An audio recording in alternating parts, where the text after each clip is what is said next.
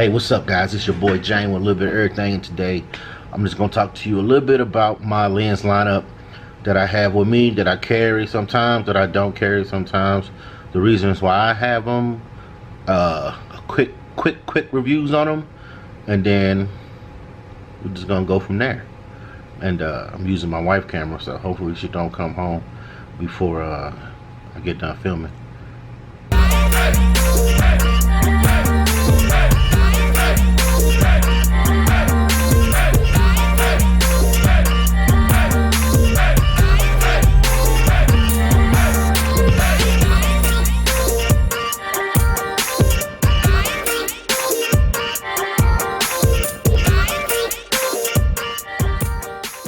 Let's jump into it right now with my least favorite lens, and which will be a kit lens from Canon, which is the 18 to 135. Now this is a kit lens that I rarely have used. Don't really want to use it. One, because I just don't like it. Alright, I just don't like it. Good focal range on it. It's made out of plastic, and shake. The image quality on this is hit or miss. Sometimes they come into focus, sometimes they don't come into focus. I don't use this at all for anything. I've tried it for photos and I've tried it for video. I don't like it. I don't recommend it, put it that way. I do not recommend this lens for anything. I mean, it looked good on the camera and everything. I mean, maybe one day I can get it to work the way I want it to work. But today, tomorrow, and yesterday were not the days. So the Canon 18 to 135 kit lens, not my favorite. It came with my 7D Mark II after I bought my second one, after it got stolen in Europe. And there you go, and I'm putting that away. And let's jump into it with another Canon mount lens. EF mount is the nifty 50, but on the contrary, it's not made by Canon. So I have for you the yongnuo 50mm lens, 1.8. Now this lens is 100% made out of plastic, has a plastic mount. The image quality on this is actually pretty good. I found this lens on Amazon for about 40 bucks, and it gets the job done. It does a little hunting, but it locks on, aperture's big and wide. I don't recommend this for video because the motors are loud. They are very, very loud. So, but as far as taking pictures and stuff at a 1.8, it is a good alternative to the $100 nifty 50. So I just pretty much grabbed this to see how it works and the image quality on it, and see if I can make it a usable addition to my camera arsenal. Yep, yongnuo 50mm 1.4. Oops, 1.8. Yep, it's a good option. And if you're on a budget like me, always on a budget.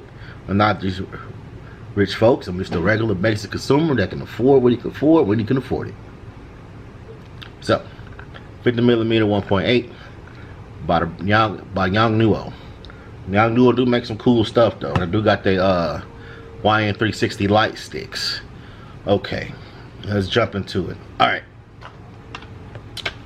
my favorite Canon lens all around, pretty much do everything. Decent aperture. This is the 24 to 105 f4 L lens. I think the L stands for luxury. His lens is pretty heavy, well built. I think it's metal, magnesium alloy is what they call it. It is a full frame size lens. F4 constant aperture all the way through, and I believe if you really want something to do all around shooting with, travel with, The 24 to 105 is a great option, and then it's even a better option if you're on a full frame. I'm on a crop sensor, so you know how that works. But overall, this is one of my favorite running gun lenses. I got this lens in addition to my 7D Mark II when my other camera with my 24 to 105 was stolen. So I just grabbed it extra because, you know, insurance is a mug, you know. Love insurance, love having insurance on stuff. It is weather sealed, as you can probably not see because my face is in focus.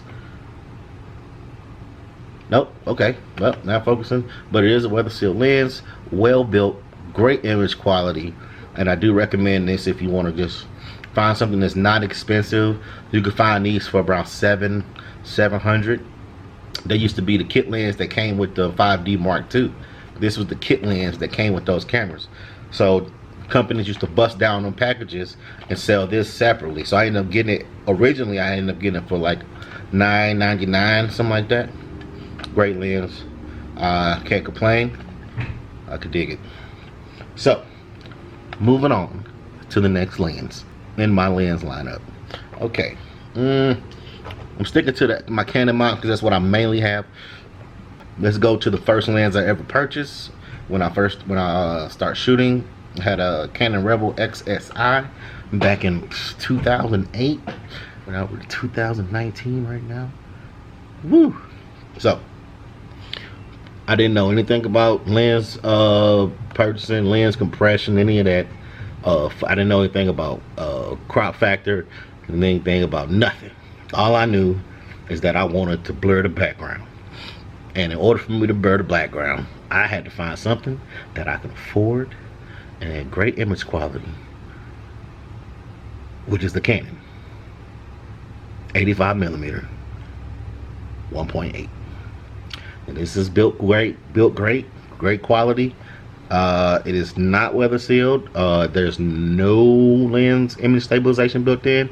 It does have the ultrasonic motor, so it is very quiet.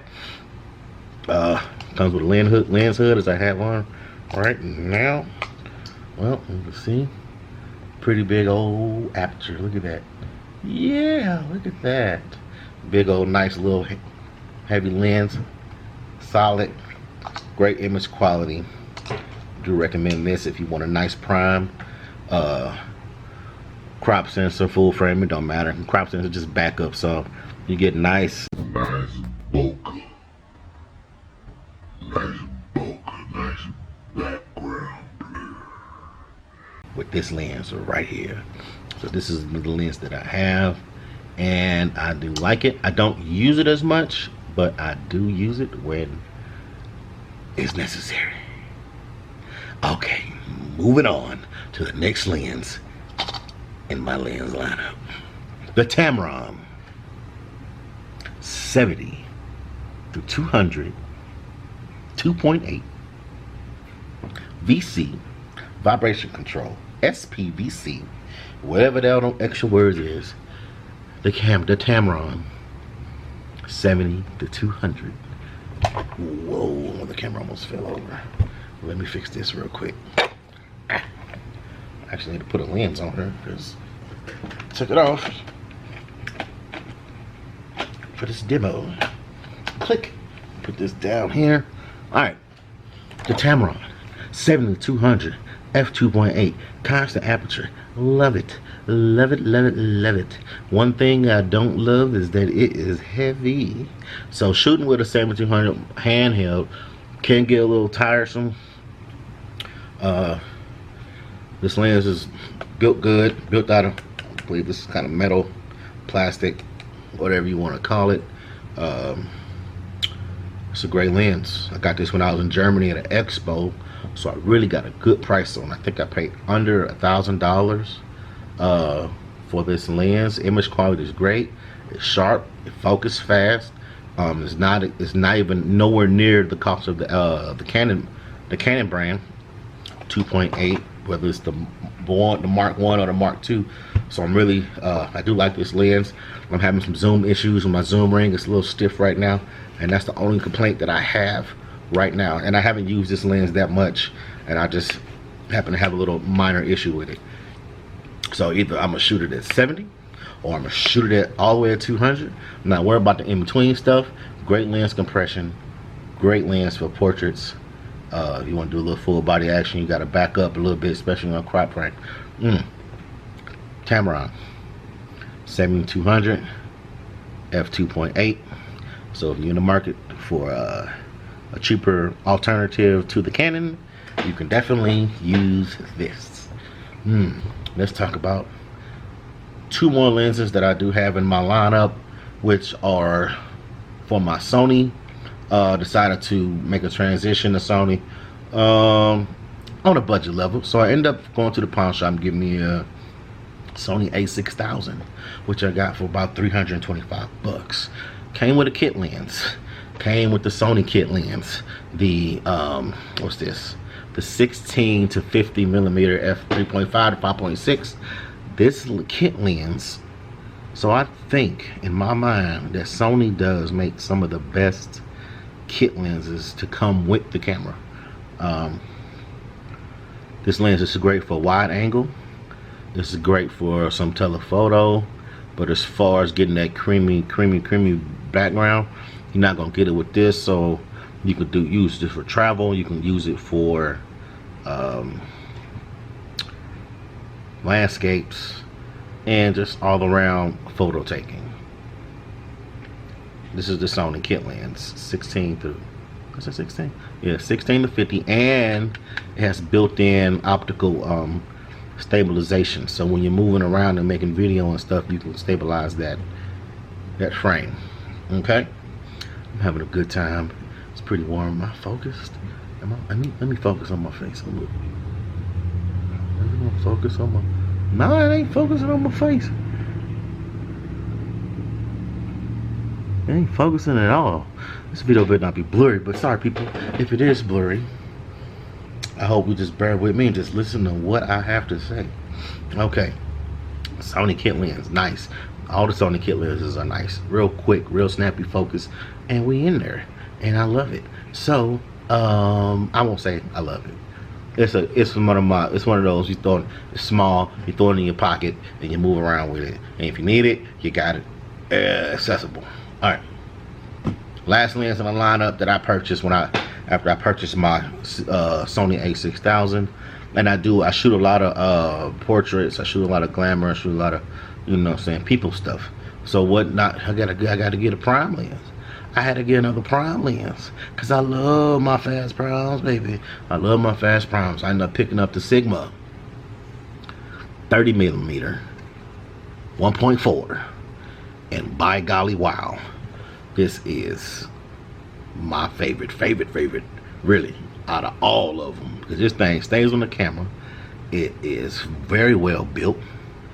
I won't say metal mount. I think it's, you know what I'm saying, Sigma contemporary line, but a 30 millimeter at a 1.4 will give you an equivalent to a 45 millimeter on a full frame sensor. Now I can do headshots with this lens, and I can get pretty close, and I can do full body with this lens. I can do 3/4 shots with this lens. I can do landscapes with this lens. I can do it all with this lens, and I got a fast aperture f1.4. Comp this thing off the eBay for like $285, and this is the bomb. Sigma lenses. This lens from Sigma is hella sharp. I mean super sharp, and I ain't never gonna tell you nothing bad about you 31.4 ever baby, never ever. So there you have it. This is my wonderful lens lineup. Some I like, some I don't. Some came with camera, some didn't. And you notice the ones that actually came with the camera I'm not too fond of, but the ones that I went out and purchased on my own, I love them. I don't have many complaints about them, and I just keep on pushing what I can do with what I got. So thank y'all for watching. Jank a little bit of everything. Lens lineup 2019, and I'm out.